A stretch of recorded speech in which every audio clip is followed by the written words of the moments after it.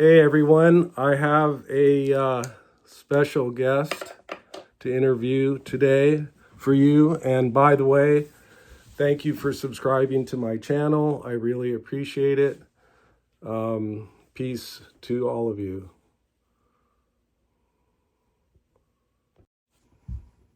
I'm here with Bob Minkin, photographer, pilot, World War II buff, wine enthusiast, and all-around good guy. I just met him, but he seems like a really good guy.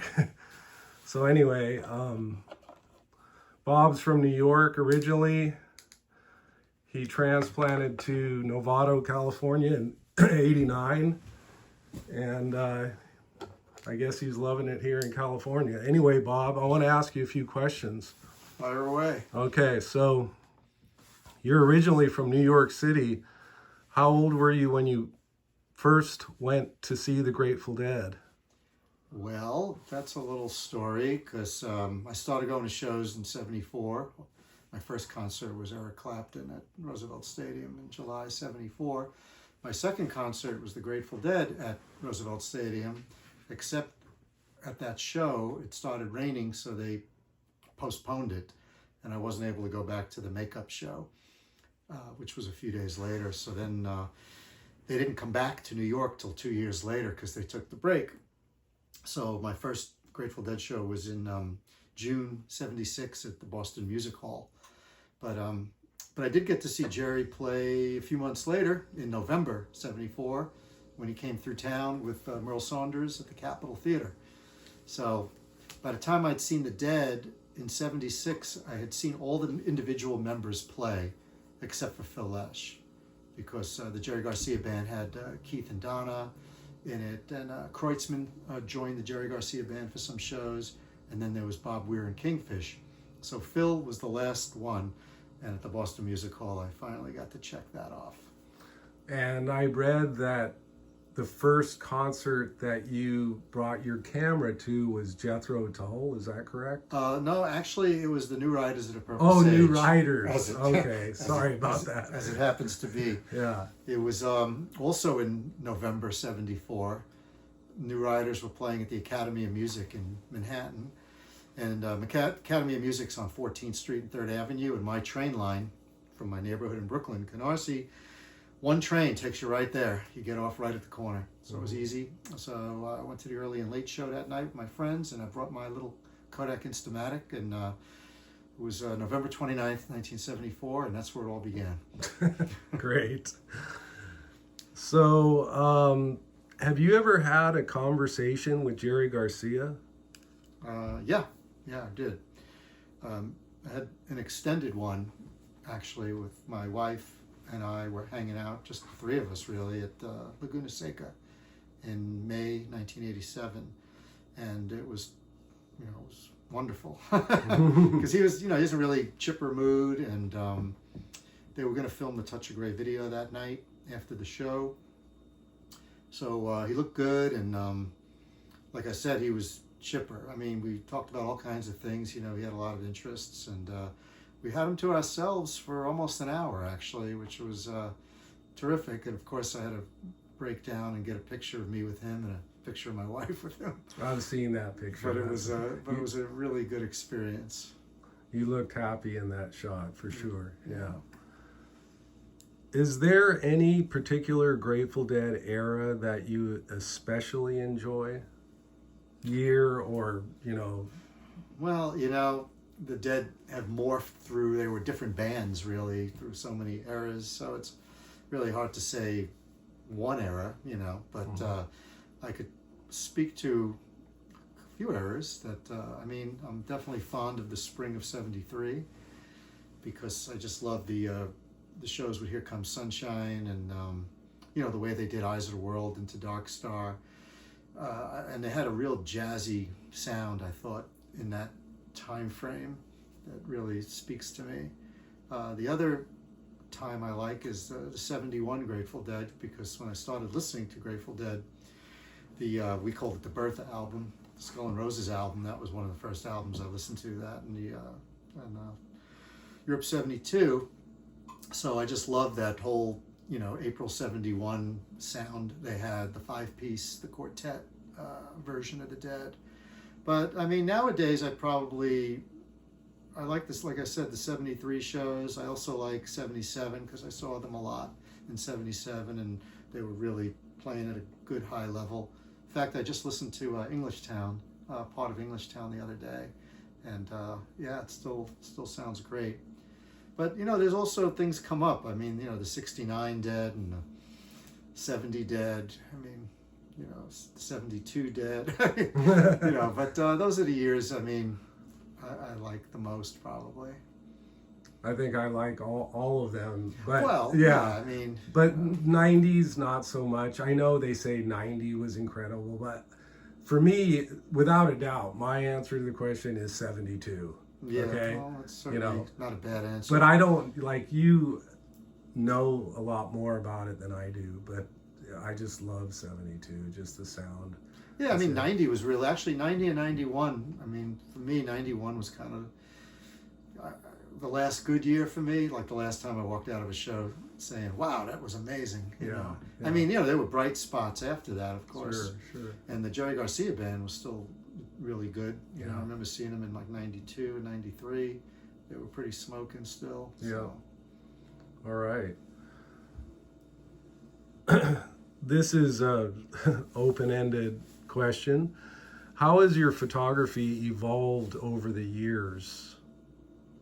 You can talk about anything, but anything that comes to mind. Well, starting out with a Kodak Instamatic. Well, yeah. Just doing it to have a souvenir.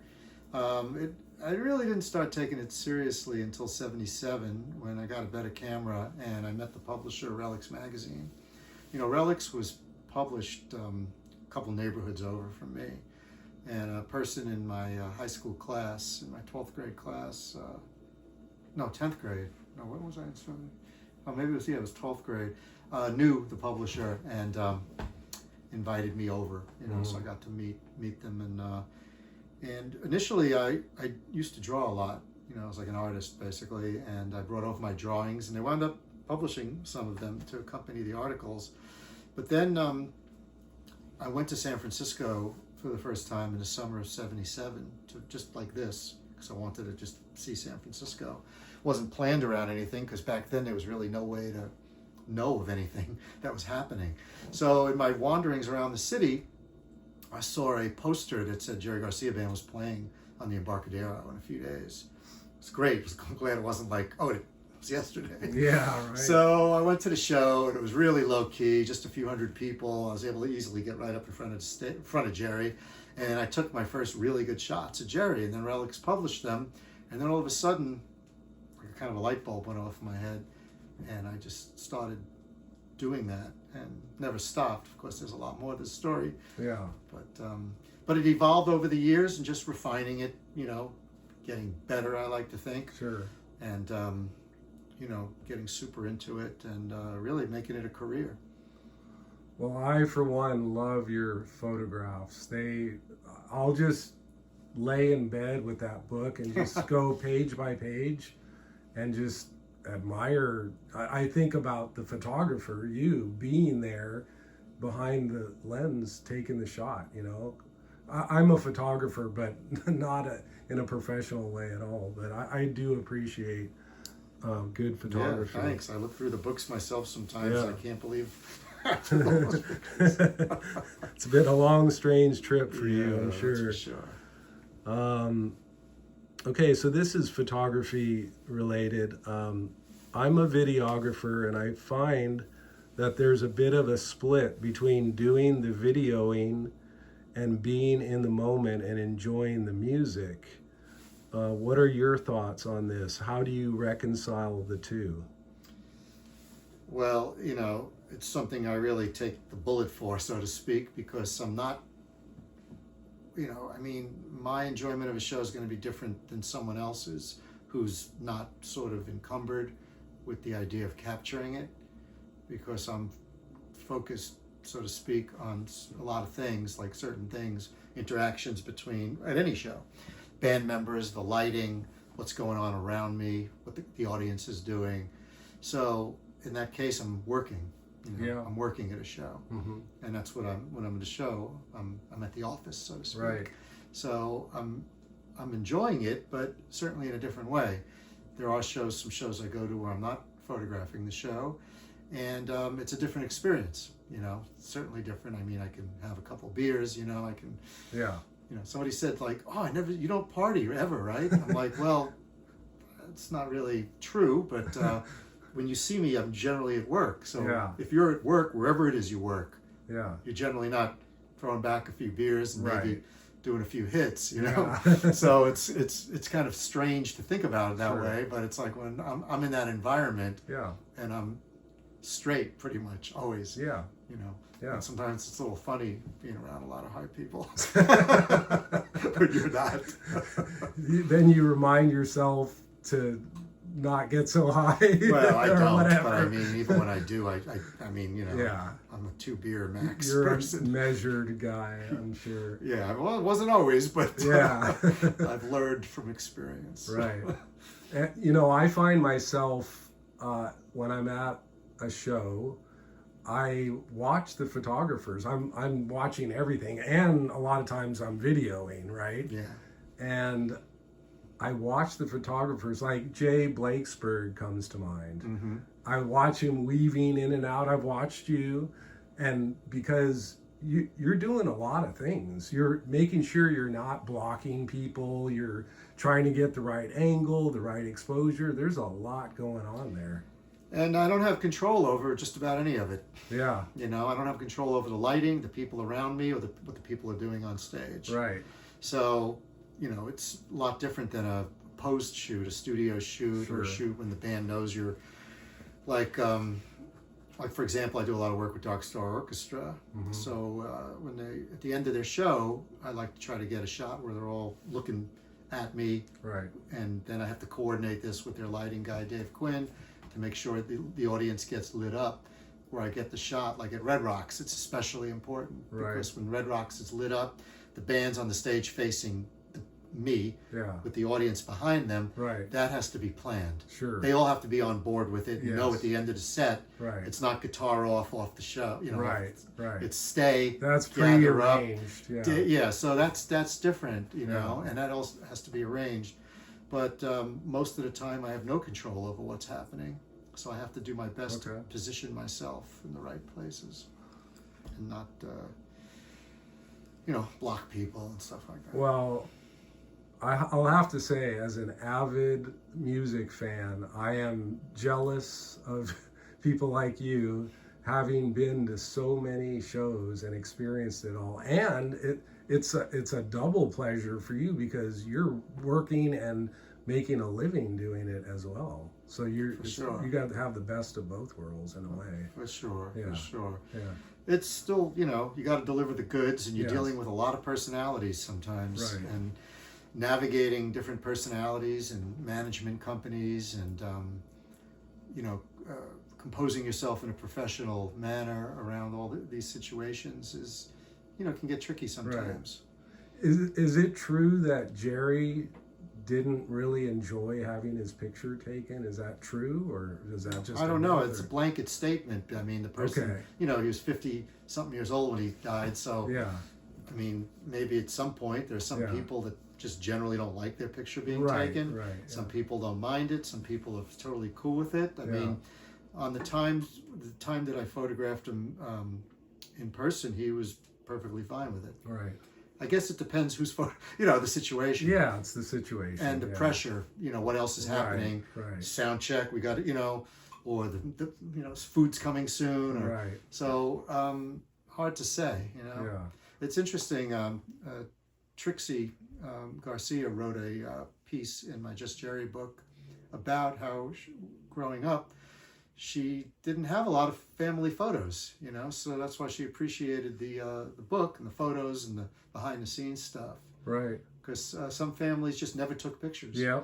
You know? I know a family like that. Yeah. And I guess her family, their family was similar in that way. Yeah, I find that very sad, to be honest. And then all of a sudden there's no pictures of anybody. Oh boy, yeah. I mean, that's not the case in my family. My girls, I have 3 daughters, and nowadays it's like thousands and thousands. Well, nowadays, with the device, yes, right, it's easy. But I mean, in the film days, it was more of a commitment. It was, and an expense too. Sure, it was. So. Yeah, it could be Long's drugstore, drop them off, pick them up. Yeah. Then we had a team system. I did all the photography, and then I would get the prints and hand them to my wife, and she would put them in the albums.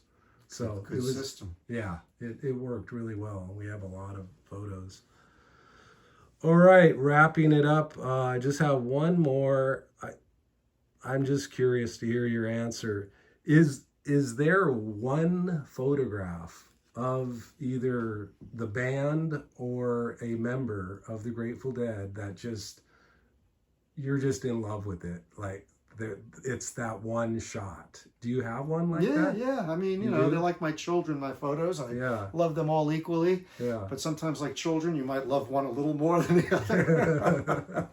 So, I mean, when there's certain like special shots to me, and one of the most special is a shot I took at Winterland of Garcia. It was 12/29/77. I'm a geek with this kind of stuff. Yeah. And it's special to me for a few reasons. It was an arduous journey for me to get to that show from New York, being 18 years old and having to take a bus cross country to San Francisco, and then losing my wallet in the bus terminal and my tickets and for everything the night before the show, the sold out show. So you'll never forget it. Never forget it. And then, I've told the story a number of times, but basically it worked out. People are like, well, how did it work out? But that's a whole nother story, and it's in my book. But so when I got into Winterland, because at that time Winterland was the only one of the 60s venues that was still having shows. Fillmore wasn't open. Avalon was long gone. Fillmore West Carousel was a Honda dealership. So in my mind, Winterland was like the last one, right? And I wanted to see the Grateful Dead play in San Francisco. And so they were playing the 3 nights I went. So the first night, 29th, I managed to get tickets again, and it all worked out like I said. So when I got inside, I made my way to the front. And believe it or not, it was easy to get up to the front. I mean, right up to the front, right in front of Jerry, without like pissing anybody off. In fact, people were like, "Oh, dude, get a camera, go in front of me." I don't think it's quite that way much anymore. No. But I was pretty amazed at how friendly and welcoming everybody was. So I planted myself in front of Jerry, and they were about to start Jackstraw, the opener, and he looked like right at, because somebody points a camera at you, sometimes involuntarily you just might look at the camera. Right. And I think that's what happened here. He looked like right at me, and he just looked so, the photo's like a triangle, right? The way it's sort of shaped. He's wearing a black button, like a flannel button shirt with his sleeves rolled up, playing the Wolf guitar, and he's just looking right at me, and it's the first shot I took at that show. Oh boy. So, when I look at it now, it brings me back to being 18 years old, right? Leaning against the stage, with this great adventure, being far from home, and seeing my favorite band in what would be my favorite city. Yeah. What an experience for a young kid, huh? Yeah, it was powerful. Yeah. Still talking about it. I know. It's putting a smile on your face. So. Still talking about it. So, Yep. That's incredible, Bob. Well, Bob, I want to thank you so much for doing this. I admire your work, and, there's plenty more music to see. That's what I do. I work and I go to concerts, and I do my family thing too. Not a bad thing. Yeah. So. Yeah, I just saw photos from Bobby's show last night in London. Chloe Weir took these. Yeah, she's a great photographer. Yeah, she took these amazing shots last night, and I have a bunch of friends, of course, there. Americans that went over, and some of my European friends that are for them it's super special because Right. you know we're spoiled here, but We are. for them to have that experience in such the Royal Albert Hall, Yeah. beautiful place. So, I'll have to look it up and check it out. so the music never stops. It never stops. Thank you so much, Bob. I really appreciate it. All right, thanks for All having right. me. Take Paul. care. Bye. Bye.